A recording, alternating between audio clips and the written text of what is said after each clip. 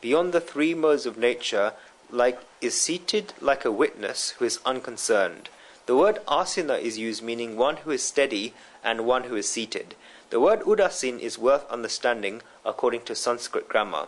We consider udasin in simple language to mean something else, but it's not like that.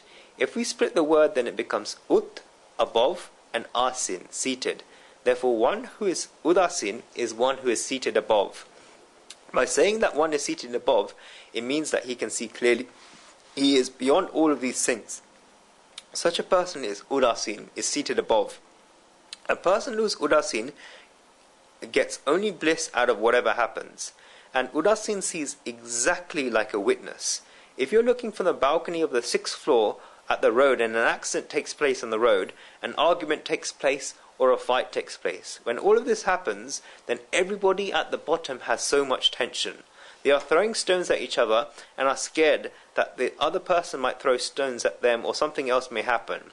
You are standing on the 6th floor balcony and watching all of this. This is what an udasin is. You have no fear because you know that no stone is going to come up to where you are and nothing is going to happen where you are. You know this. This is what an udasin is. Whatever events are happening in his life, he is at peace. Not only that, but he is unperturbed by the modes of nature. He stands apart without wavering, knowing that it's only the modes that are acting on the modes. He has remained in his own form like an udasin. Udasina vat asina. In the 23rd verse, Shri Krishna is describing the 6th state of yoga, that is padartha bhavini, constant reveling in the realization of one's true self. As we move ahead each verse, God is taking one step down each time in the fields of yoga. In the 22nd verse, God described the state of turiga, realization that I am Brahman, and in the 23rd verse, the Lord is describing the field of padartha bhavini, constant reveling in the realization of one's true self. Such a person is udasin because he is seated like one unconcerned. He is unperturbed by the modes of nature that are sattva, goodness, rajas, passion, and tamas, dullness. He remains in a steady state constantly free of deformities.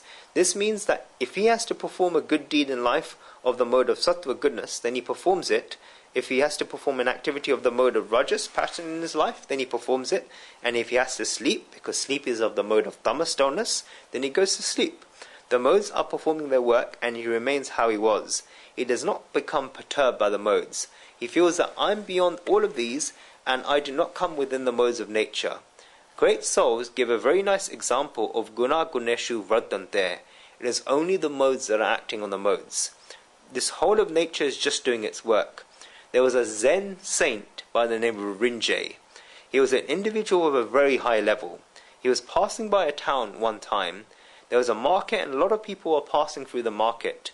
9 out of 10 people would recognize him and pay him respect because they have a lot of adoration and love for him in their hearts, and 1 out of the 10 people would be against him because when one has respect, then it's even possible that one person will oppose him. It is possible that not everyone will follow what we say, and some people may not follow our teachings. One such person was against what Rinzai said, and this person has a repulsion and anger towards Rinzai. Rinzai was walking down the market, and this person came from behind Rinzai and hit him in the head with a stick. He then started running away immediately. People saw this and resolved that they would catch him and punish him because he's hit Rinzai. Rinzai said that nobody needs to go anywhere. There was a shopkeeper that was a strong follower of Rinzai. This person turned very red and told Rinzai why did he not want the person punished. He said that this person had hit his master with a stick. Rinzai replied that he was passing through a jungle a month ago and a branch of a tree broke and fell on his head, yet he did nothing. The shopkeeper did not understand and asked Rinzai what he was trying to say and told Rinzai again that the other person hit him. Rinzai replied that if you cannot understand this from this one example, then I'll give you another. When I came into this town, I came from another town and crossed a river before coming into town. I sat on a boat and only me and a boatsman were sitting on the boat and nobody else. The flow of the river was very fast when we reached halfway. At that time my boatman was very hot-tempered, so that if any other boat came and even slightly bumped into his boat, then the boatman would start swearing at the other boatman. It only touched our boat, and it was not as if there was big damage. The boats merely touched, yet my boatsman would just say whatever came to his mind and would start swearing at the other boatsmen. When we came back to the bank of the river, then we docked the boat. At that time there were many other boats docked nearby. All other boatsmen had just left the boat there and had gone.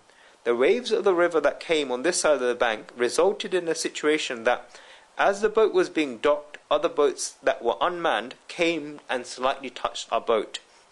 At that time the boatman did not do anything. He did not swear at anyone and did not do anything. Then I calmly told him that when we were in the middle of the river and a manned boat touched him, then he would swear at the other boatsmen. But now when he was docking his boat and the other boats touched him, then he did nothing. He said nothing.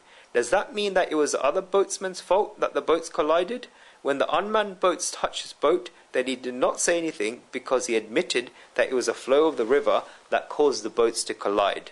The only reason why the boatsmen went red and began swearing and shouting was because there were other boatsmen in the other boats when they bumped into his boat.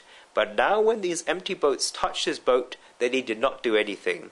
This is because there were no men on these boats. But when the manned boat touched his boat, then he got angry because of that. Guna guneshu vardanta. It is only the modes that are acting on the modes. There was a flow of the river and the boats were floating, so this happens. When I was passing through the jungle and the branch fell on my head, then I did nothing to the tree. I understood that it was a branch of a tree and it must have got old and therefore it would be its quality to fall. This was just a person and it was the same to me as if a tree branch falls on my head or if someone hits me on the head with a stick. Should I run after him just because he's human? Guna guneshu vardanta. It is only the modes that are acting on the modes.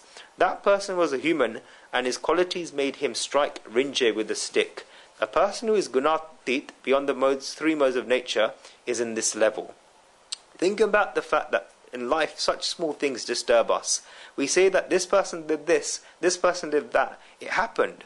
A person should think in silence that I'm getting so disturbed by this thing. Is it really something worth getting disturbed by? Is it really that important? Or am I getting disturbed so that I feel my self-assertion when I get irritated or when I get disturbed? When a child sits down to study and there's a stereo system playing nearby, playing music loudly, 3 buildings away, then this child makes a sigh of irritation and bangs his pencils. The music is playing 3 buildings away, so what are you going to do? He said that I do not want to study. Why? Because the other person is playing a stereo system and it's disturbing us a lot. One who really wishes to study can study even where there is extremely loud noise nearby. The person may be getting disturbed, and I'm not denying that one should resolve that I should not get disturbed by this. Am I really just seeing an excuse not to study in this? Or am I seeing a situation in which I can assert myself? Some people say that I am sitting down to perform worship of God, so nobody should make noise. This is self-assertion. By saying this, I do not mean that the people in the house should make noise, because the people in the house should not make noise. But if they're doing it, then you should not get disturbed by this. The noise from their music is disturbing already, and if you are disturbed by this, then the disturbance has increased. What if the music continued playing, and you remained the same way that you were? And perhaps there would be less turbulence in you. The fact that you have been disturbed now means that the amount of turbulence in you has increased. The boat had touched the other boat, but the boatsman was swearing, and therefore the pain and excitement that he got from swearing was much greater than the pain and excitement he got from the boat being touched by the other boat. The boat had touched the boat and it was fine. You should think about this a little. And if you apply this thing in your life, then 80% of your pains will go away. 80%. You'll not get irritated by little things, and you'll not get disturbed by little things. When one reaches the state of gunatit, beyond the 3 modes of nature, then at least at the minimum, they experience the peace will begin in their lives. Shri Krishna uses the words na ingate without wavering. Madhusudan Saraswati ji says that na ingate means that one does not do anything through the ego. One does not have the feeling that I am doing. Shankaranand ji says very clearly that one does not create the feeling of being the doer or the enjoyer that I am doing or I am enjoying. One does not have the feeling of the sense of doing, and one does not have the feeling of the sense of enjoying. And a commentator by the name of Sri Venkatnath says that he does not become happy or sad as a result of delight or despondency. In the 24th verse, God describes the fifth field of yoga, that is Osan Sakti, feeling of non-attachment. Verse 24.